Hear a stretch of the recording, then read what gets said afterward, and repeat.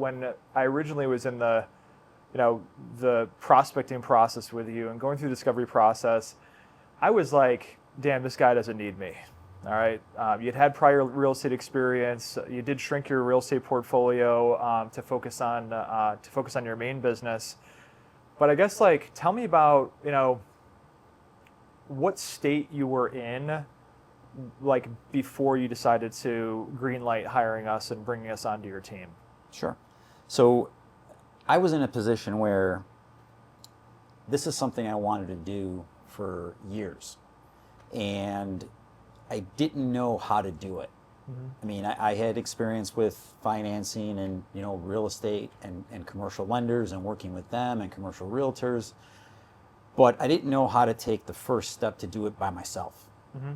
And that's where I was kind of stuck. I had a lot of education and skills to do it, but I didn't know that first step. And that's where you came in. And when I saw, your post about, hey, I'm putting together this this group of like-minded people who want to learn how to buy real estate, it piqued my interest immensely.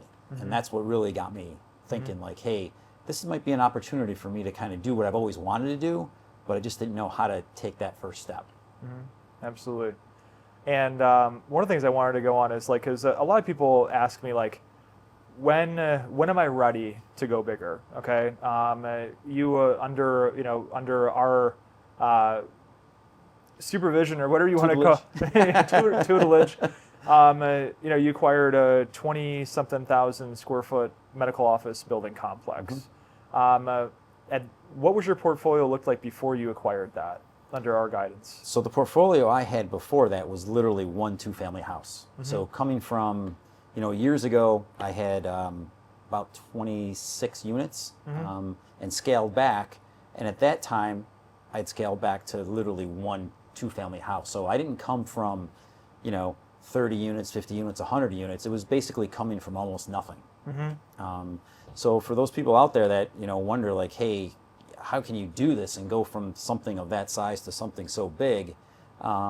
It's what I learned mm-hmm. in the program, to be honest with you. Mm-hmm. Yeah, no, that's the one thing that's like, Chad, who we'll have an interview on after he's like, got his arms around his like retail strip plaza property that he bought. I mean, Chad, I think was 25 years old when we onboarded him, had, I think he had 2 units. So I think that the reason why I designed this program was, I was that person for 11 years telling myself, like, I wanted to do it, but I didn't feel like I was big enough to do it. And so when I realized that the transition from residential to doing bigger deals was literally just like a mindset shift, and it was going to take me the same amount of time, regardless of whether I did it this year or 11 years from now, I think it's like a really important thing to, to really like uncover and dig into. So I guess, what did we help you accomplish, like, specifically? So many things. First thing was how to actually get off-market deals. Mm-hmm. Like, how do you do it? And the course walks you through on how to actually do that and the steps to take. Also, how to talk to investors. I was never really sure how to do that. And to be honest with you, I had no clue how to do that. Uh-huh. Even though I was talking money all day, it's just not what I was focused on. So through the trainings and through some of the individual coaching that you gave, I mean, that allowed me to be comfortable and confident in talking to people. And that was a major driver on how I was able to purchase the building, to be honest with you. Mm-hmm. And I guess this, you answered a little bit of this, but like, I guess what was our role in helping you accomplish that, like, acquisition? So there was support. Can you name some other things, like, specifically that I did, or maybe it was like individual moments you were going mm-hmm. through that kind of helped us give you that push, whether it be the game that we run as a group in the mastermind, or whatever comes to mind. So it was the accountability, mm-hmm. like checking in with some of those games, and then those weekly like check-ins. Give us your wins, give us your, what didn't go well for you. So those weekly check-ins, and then those quarterly, type contests that you had. But it was also like knowing that if I had a question, that I had someone to call. You're always available. I mean, even if you're not, you schedule a time to talk. So that gave me a lot of confidence in knowing that, hey, even if I don't know the answer, or it's not in the materials that we were given, or the weekly calls that we had, we could just call you and say, hey, what are your thoughts on this? I mean, one thing in particular was when we were getting close, we were in the closing process of the building, and the underwriter started to push back a little bit on, how are you structuring this? And I wasn't, I mean, I knew how to explain it, but I didn't want to say the wrong thing, because that could have potentially killed the deal. Yeah. So talking to you about it, and then talking to the attorney about it, kind of, calmed things down, and I came off with more of a confident outlook on how we were actually going to do it and explain it to the underwriter, and everything went fine. Absolutely. So, I mean, I know that investing in yourself is always and hiring somebody else, and we're not cheap either. It requires a certain amount of faith. Okay, so at what moment did that faith crystallize into, like, this was totally worth the investment? I would say probably at the time where we actually got the PSA signed. Up until that point, I was, doubting Thomas. Like, is this really going to happen? And then there were a couple hiccups along the way. So until we actually got that signed, I always had this idea in the back of my mind, is like, this is not going to happen. This is not going to happen. And then when it really happened, it was like, wow, this is really going to happen. And then the other thing was, this wasn't as hard as I thought it was going to be. Because you're thinking from going from a 2-family house to a 10-suite medical office building, how the hell are you going to do it? And once you do it, it's you realize, like, yeah, there's a little extra work involved, but it's not impossible, and it's not that difficult. You just have to know the steps, which is what you walk this through. And so, as a result of doing this deal, do you think that you're better positioned to scale from here? Without a doubt. I'm already starting to, take a look at other properties, talking to commercial realtors, making sure they know that I'm still interested in looking for additional properties. And that was one of the major things that kind of helped find the property off market, was keeping in touch with those realtors. Because if you don't, they kind of forget about you, and then someone else will call them, and then now all of a sudden they've got a deal that you could have had. So that's always on top of mind with me, is trying to keep that communication open with those brokers, because they're the ones that are going to bring you those off-market deals. Absolutely.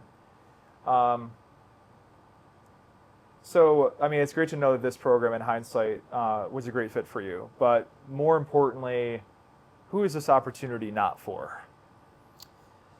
I would say someone who's not willing to do the work. Someone that thinks that you're just going to do all the work for them. You can't really sit back. I mean, going to the weekly classes and the weekly, updates is great, but you actually have to realize that you have to put some work in. You can't just open your arms and be like, just bring me everything. Bring me the property. Bring me the knowledge. Bring me how to do this, how to do that. It's not going to happen. So anyone that thinks that's what this is, you'll be throwing money away, because you need to realize that you have to do the work that's involved. And it's not as hard as you think. So for anyone that's thinking like, this is impossible, I can't do this, it's really not. It's not rocket science. I mean, if I can do it, anybody can do this. It's not. I mean, everybody always says it on testimonials, but it's absolutely true. It's like, if you can do it, anybody can really do it. It's just put the effort in. Yeah, put the work in, and also have the patience for it too. I mean, I came from the residential background. I was I'm a recovering deal junkie, and it's like came from the whole thing where if I sent out 1,000 mailers, I'd get 3 deals out of it in 1 month. And when I started doing commercial, it wasn't that way, and it kind of was a mindset shift. And all right, you're going to put a lot of work in over a more extended period of time, but the result and the payoff is going to be exponentially higher. So you can kind of, I like how I can actually structure my life around commercial, whereas when I was in residential, it was just like absolute full-blown chaos. And that's actually one of the major reasons why I decided to get into commercial property, is because I have a young family. I want to spend more time around them. And you've been a great influence of that, because I see what you do with your family. And, those are things that I've always wanted to be able to do, being able to take time off, take a day off and spend time with the kids, or an afternoon, go for ice cream in the middle of the day, or go to the zoo, right? Most people that are working a W-2 can't do that. And so for me, that is one of the major reasons why I'm doing this, is to be able to spend that time with my family, share experiences with them, not just, after 5 o'clock, like during the day, on the weekends, in the middle of the school year, whenever we choose to do those things, I want to be able to do those. And this is the first step in accomplishing that. Absolutely. So, last question. If there's someone that is watching this video right now and is on the fence about getting our help, what would you say to them? I would say talk to my wife. No. Well, the reason I say that... That's the last. Yeah. And the reason I say that in my case is because when I brought this up to my wife, she didn't even hesitate. She was like, do it. You've always wanted to do it. Just go do it. And didn't even blink at the cost of the program, which, to be honest with you, kind of blew me away, because I thought I was going to come up against some resistance. But, I mean, she was great. But in answer to your question, what was the question again? Kind of lost track. If there's somebody that's on the fence about making a decision to join our group, like, what would you say to them? I would say take a look inside yourself and see if this is really what you want. And if it is, the reasons that you think you can't or don't want to, or it won't be possible, are probably not as big of stumbling blocks as you think they are. For someone that really wants to get into commercial real estate, I would say don't wait, don't put it off, because, I mean, look at me. Like, if I had done this 10 years ago, imagine where I could have been today, right? And so I always tell people, if there's something you really want to do, if you're putting it off, you're just delaying that gratification or that success. Or even if it's not success, you're delaying learning those things that you'll learn in your failures. Absolutely.